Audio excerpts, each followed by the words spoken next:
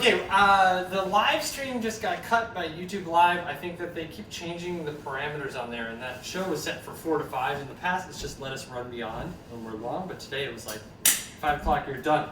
So we're just recording this, and we're going to upload it in a few minutes. Sorry to anybody who was excited and watching and then got interrupted. I'm just going to do a couple things right now. We're going to pull out the rest of the pizzas, so you're going to see all the pizzas come out. We're also going to make up a kale Caesar type salad. So first thing I'm going to do here is I'm going to get my kale. And so what you can see here is I've got the stalk of the kale, and I'm just going to go ahead and rip the kale away from that stalk like that. I got this one. I'm going to go ahead and rip these off. All right. This one.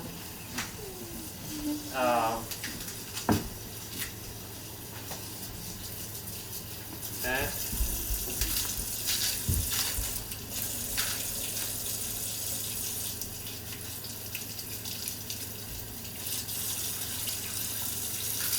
Now you can use those stalks for some things. If I was blending this up, I'd definitely use those stalks.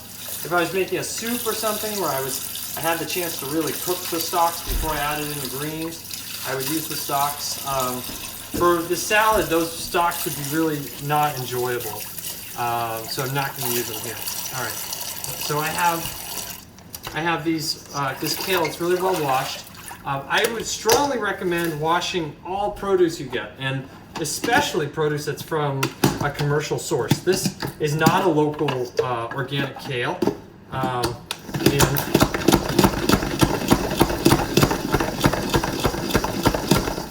And I've seen enough distribution warehouses to feel like there's no way I would ever eat that without washing it really thoroughly. So what I've done is I've washed it and I've spun it dry. You see there's not much moisture on it, which is what I want. And I'm going to bring this kale over here. And now this kale, if I bit into it right now, it would be like offensively tough in my mouth. So I'm going to do a couple things to make it more enjoyable. First thing I'm going to do is I'm going to wrangle it, and you don't have to be that gentle with this stuff. It's very hardy. So I'm getting it squished up into a bunch that I can handle, and then what I'm doing is coming through, and these slices of this bunch that I'm cutting are pretty small. So I'm saying like a 1/4 inch maybe. Now they'll unfurl, and the actual pieces of kale will be a little larger, you'll see. But this approach is going to get the size of the fibers in the kale to be smaller. And that's one of the things we're fighting against. Like, you just stick that big kale in your mouth, raw kale in particular, it's got a wonderful sweetness to it. It really has an awesome aftertaste. But it also has a lot of fiber, and to the point where it can feel sort of offensive, like gritty and tough to eat. So you can see now a lot of these pieces of kale I just cut are in that order, and this piece in my mouth won't feel very bad. So that was the first trick.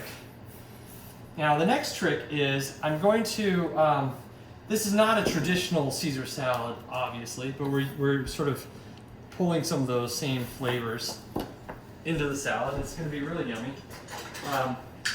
I'm going to go ahead and take some lemon, and that one's a big lemon, barely fits in my squeezer. I'm going to squeeze my lemon juice right onto that kale. Try and get every bit I can, because lemons are really precious right now. But we don't go out to the store very often right now.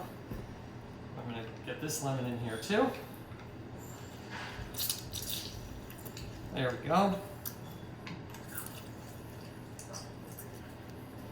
I may even save those for a cocktail later or something like that. Nothing has to go to waste. I lost a little seed there. All right, and now what I'm going to do here is put a little bit of salt on that. This is I'm going to make a dressing for it, but I'm starting out dressing it this way directly. The reason I'm doing this, I'm going to massage this. And when I say that, I mean I'm going to take it and just like squeeze it really hard. So maybe that's not like the kind of massage you give somebody you love, but it's like crushing it all. And what I want is I want the color of that kale to change. I want it to almost look like it's been cooked. And actually what's happening to it is very similar to what would happen if I steamed it. A lot of those cells are breaking down a little bit, It's going to change the texture, it's going to change the flavor, and it's going to make it much more pleasant. And this salad I'm making right now is like a crowd favorite in our house. The kids just gobble it up. It never lasts the end of the meal. So it's a good one to serve with the pizza because they can't really resist it. All right, now take out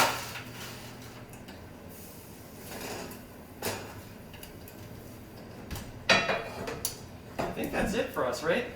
So we got the mushroom pizza, and I got the provolone slices here. And make some room, we'll put all of our pizzas out together.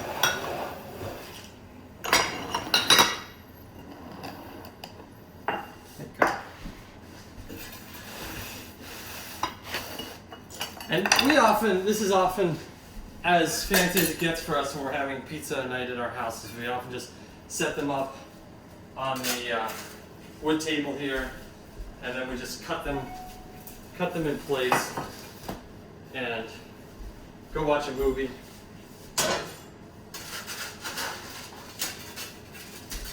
We still have some soda syrups in the fridge from last week, and we'll definitely bust into those. All right, so those are our pizzas. I'm gonna let it cool a little bit more, and we'll cut into one. You can see what the texture is like when we're aiming for them. Now, to finish this up, I'm going to make a little dressing, and the way I'm going to do this, I'm going to use. This can become a vegan salad. You can use a vegan mayonnaise, and I'm just using a couple of big tablespoons of that. And I like this little jar because I can shake it around in there. I've got a bunch of garlic here, which I'm going to add into that. A bunch of fresh garlic, and it's great. And I've got a bunch of lemon juice already on the salad, if you can remember that. I'm going to just add in the last little bits of lemon juice there. Now, I'm going to put a little bit of water in here. So this is very, very simple at this point. It's mayonnaise and garlic and some water. And I'm going to shake that up. All right, and I've done this a few times, so I probably guessed that consistency right, but what I would say is if you're doing this for the first time, give it a try, and then if it's a little bit too thick, add a little more water, but try not to overshoot it the first time. So this is looking really great, and I'm just going to go ahead and pour that on. And this works really well because all that fat coats the kale really nicely, and complements it. I'll put a little bit of ground pepper on there, and then, all right, and now I've got some tongs here that I'm going to use to mix it all up. And I want to get to a place where that kale is all covered evenly with the dressing. It's going to take me a minute or two to do that. And remember, we already put some lemon juice on the kale, and we put some salt on the kale. So I didn't put too much lemon juice in the dressing itself, and I didn't put too much salt in the dressing itself because a lot of that was already on the salad. All right, so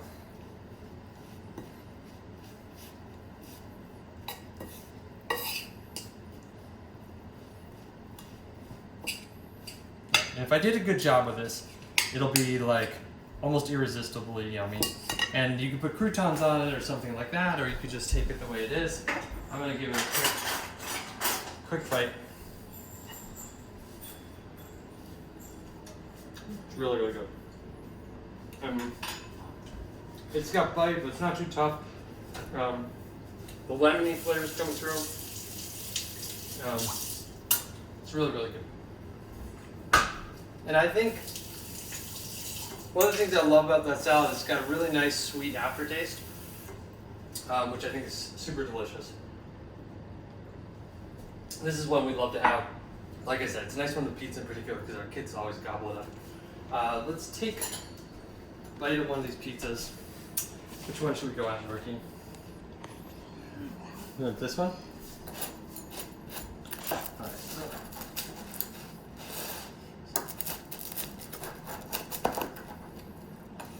So what I'm aiming for here is I want to have like a little crispiness to the bottom crust, but I still want a little bit of like floppiness to the dough. I don't want it to be like a cracker. It's still hot, but the tomato sauce tastes really, really good. The dough has like just the kind of texture I was looking for. I'd say it's a little more complicated than the dough we made last week. Not just in the amount of time we spent, but the flavors are a little more complex and it's got like more chewiness in my mouth. But it looks really, really yummy. I'm gonna break a little piece of that crust off. It's really, really good as well. So this is our second pizza episode. This is our overnight pizza. We're gonna have this with kale salad, and we're gonna have some soda as well. And I'm gonna get started next week making breads. So I know a lot of people have been waiting for that. That was originally the inspiration, as I thought it'd be fun to show people how to make bread at home. And then Richard and I started talking about different breads and being back and forth. And there's a lot of recipes we've been working on, but I think we're ready to get started next week. So join us again on Monday at 4 o'clock. Thank you.